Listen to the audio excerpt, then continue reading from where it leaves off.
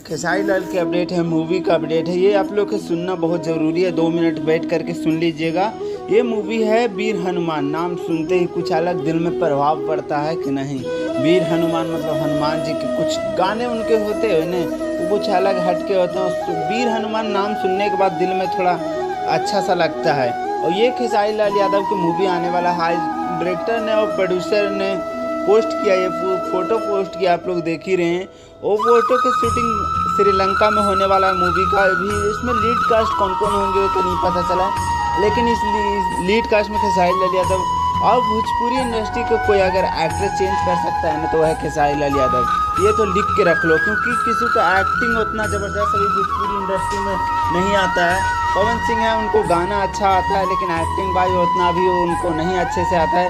इसमें निराहुआ सर हैं, उनको तो रिप्लेस कर चुके हैं खेसारी लाल यादव। उनका भी अब मूवी कोई सिनेमा घर में नहीं चल रहा है।